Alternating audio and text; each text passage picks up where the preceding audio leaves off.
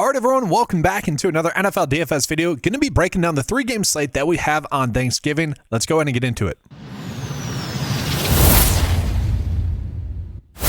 Now, guys, this is going to still be more of like a first look video here for the 3-game slate. Some stuff might end up changing, in which I'll end up dropping another video either Wednesday night or Thursday morning. I'll also be breaking down each game individually, showdown-wise as well, so be on the lookout for those videos, and also make sure to subscribe to this channel.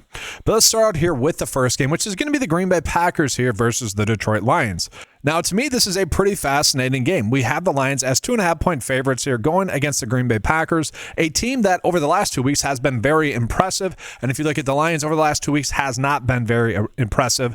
The Green Bay Packers obviously tore up the Detroit Lions at the start of the season, but this is projected to be a higher scoring game as well. So my overall takeaway from the first game that these two teams ended up meeting was simply the Green Bay as a Packers fan, I should say, the Packers played throughout the preseason. They were ready to go to start the season, and the Detroit Lions did not do that, thus they were not ready to go. I think the game would have been a little bit closer had the Detroit Lions actually prepared to win the game at the start of the season. Now, an interesting thing really about the Detroit Lions as well is who's going to be their offensive play caller for this game, because you look at the game against Washington, that's when Dan Campbell took over. Obviously, they really went off in that game against Philadelphia, really just poor. And then even last week, guys, it wasn't the best effort really, besides Jahmyr Gibbs really going off, which that's not like that's a good thing to happen, but they really should not have won that game. I think anyone watching that game would say that, and actually Giants receiver actually said that as well. Malik Neighbors had this to say. He's basically saying someone on the Giants needs to get investigated by the FBI. Yeah, that was a brutal watch there. It really seemed like they kind of tried to lose that game. Now, personally, I never like to go down that road, but just an interesting game here between the Lions and the Packers is really what I'm trying to get at here, guys. Should be a fun game to start out the Thanksgiving Day slate. So, starting out here with the Lions, Jared Goff, to me, sure, he's fine. I don't mind the idea of like stacking him with like ASB if you guys want to go that route. The thing with the Lions is they are playing two receivers pretty heavily. Obviously, Amon-Ra St. Brown, and then you also have Jameson Williams. Jameson Williams is someone that I like a little bit better for like showdown slates if you guys are going to be playing that, where you can play him in the captain spot, and if he goes off, very good, you're gaining edge on the field, or just not really roster him that much. For this slate, we are actually getting a bunch of decent value below 5K. So I don't know if we necessarily need to get to him. The play that I actually like the most here for the Lions is Brock Wright. Brock Wright ended up playing 90% of the snaps, 4 targets in that game, 7 targets in the previous week, and obviously with Sam Laporta being out, I think that ends up being a decent spot for us here, guys. Brock Wright, almost at the minimum price. That just seems too cheap. Now, obviously, if we can get up to Jahmyr Gibbs, I do think we want to do that, guys. Jahmyr Gibbs actually ended up playing 73% of the snaps last week, and obviously they were trying to win. And he also got 70% of the snaps in the previous week as well. So when push has come to shove, games that they're trying to win, obviously, Jahmyr Gibbs has been the one carrying this offense, and I kind of expect that to happen in a pretty crucial game, obviously, against the Green Bay Packers. So I do like paying up for him, but I don't know if he's necessarily the one we want to be paying up for. For the Green Bay Packers, guys, Josh Jacobs is expected to be back in this game. Ended up sitting out last week, I think simply because they had a short week coming up. This week 13 game, and so I do expect him to play. Emmanuel Wilson is a very solid backup. He looked good. Ended up getting 2 short touchdowns, guys, 2 1-yard touchdowns, which is obviously great. If they are playing with the lead, I do think we will see Josh Jacobs get a bunch of work in this game. Ended up with 14 points in that game against the Detroit Lions earlier on in the season. I would kind of expect that to occur again. I don't mind the idea of getting to Jordan Love here in this game, guys. Last week, again, they didn't need to throw the football that much. That game was a pretty easy win for them, 23-6. Emmanuel Wilson ended up getting those 2 1-yard touchdowns. So, yeah, just no real need for them to throw the football. And that's kind of been the issue with Love. It's just too many short yardage rushing touchdowns. Now, he will be getting back Jaden Reed, it seems like, as well. This offense should be clicking pretty well. Matthew Golden probably going to be back as well. So they're going to have a lot of weapons at their disposal. But I really love the price tag that we are getting for Christian Watson and also Romeo Doubs. Now, Christian Watson continues to stand out on film. He's going to be the play that we want to get to the most for the Green Bay Packers. I really like that play. But Romeo Doubs is also playing a lot. So these two are playing about 75% of the snaps, 70% of the snaps.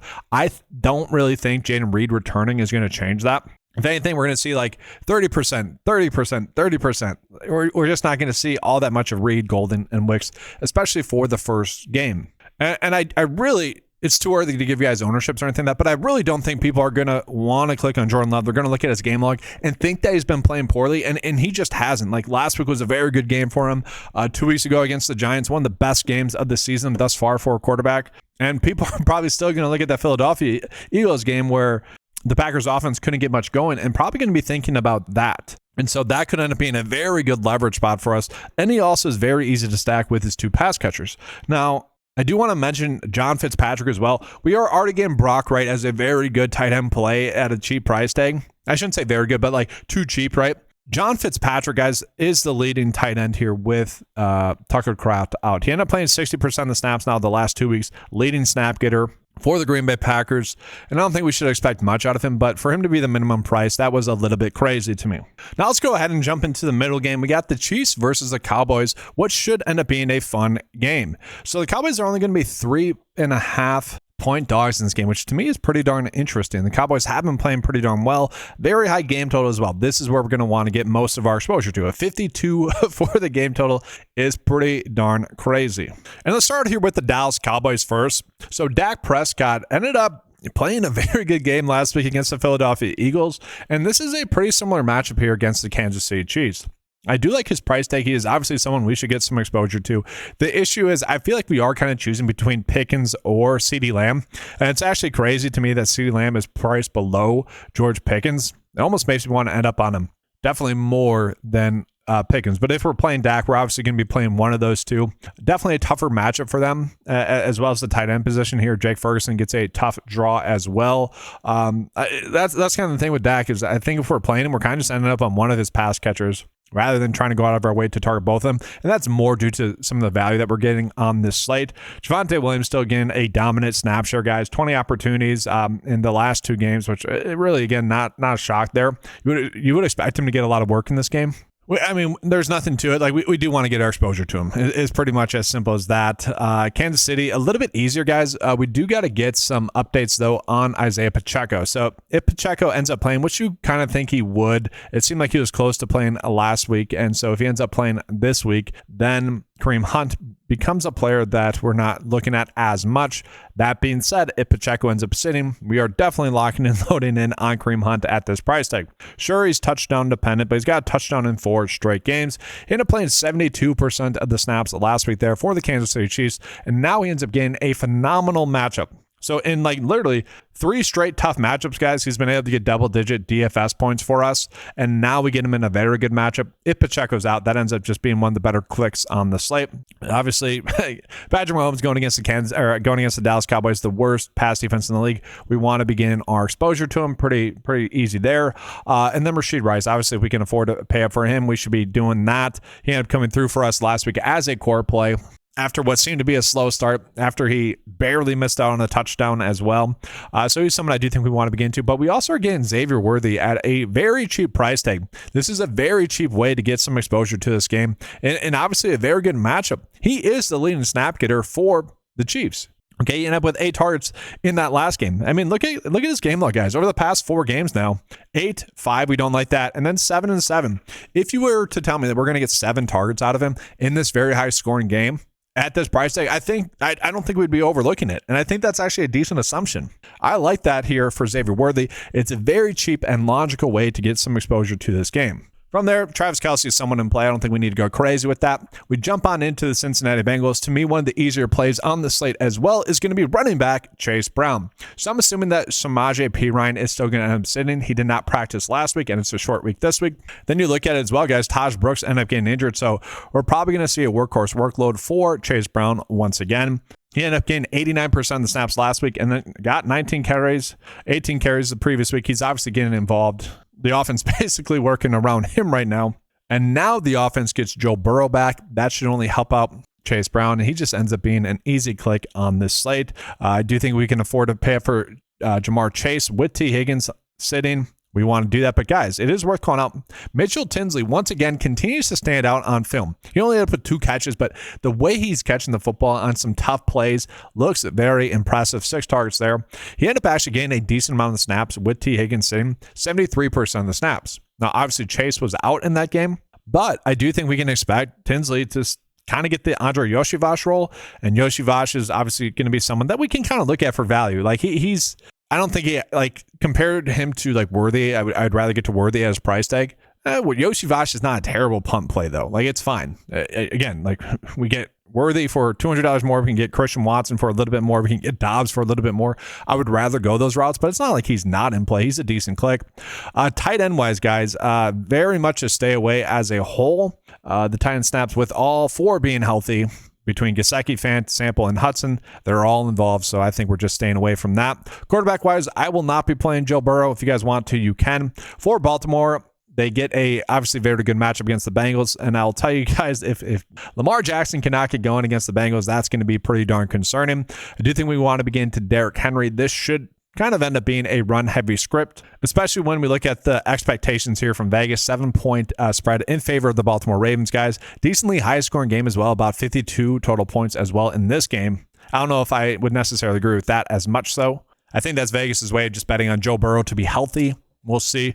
But I do think this will be a run-heavy script. I do think that this will end up being a very good spot. Obviously, if the Ravens are winning by 7 points, that ends up being a very good spot there for Derrick Henry. That being said, I really like the idea of getting to Zay Flowers in this game, where it is going to be a good matchup there for Lamar Jackson.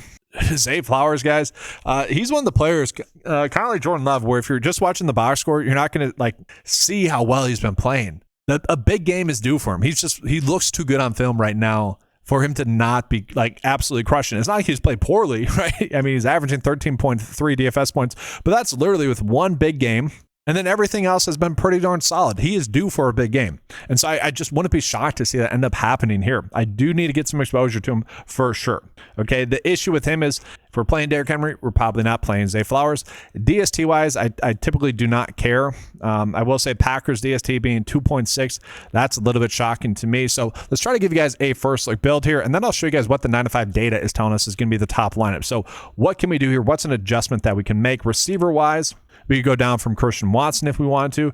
We could go down from Rice to either CeeDee Lamb or George Pickens. I actually don't hate that idea as well. But for now, I guess I'll go Watson, even though I don't necessarily love that. And then we can get to Yoshivas, which I'm okay with that. I think that's fine. Again, he's fine. But that's literally, I'm going to end up on Yoshivas for this week. And guys, I would love to give you guys the 9-to-5 lineup builder builds as well, but I'm doing this video on Monday afternoon, so it's a little bit too early for that data to be ready to go there for you guys. So if I end up doing another video, which is just going to be probably a quicker video, again, probably on Wednesday night, I can cover that, kind of the lineups there. But appreciate you guys being here. Again, make sure to leave a like and subscribe to the channel. That's going to be all for this one. Thanks for watching. Good luck, and as always, let's keep cashing.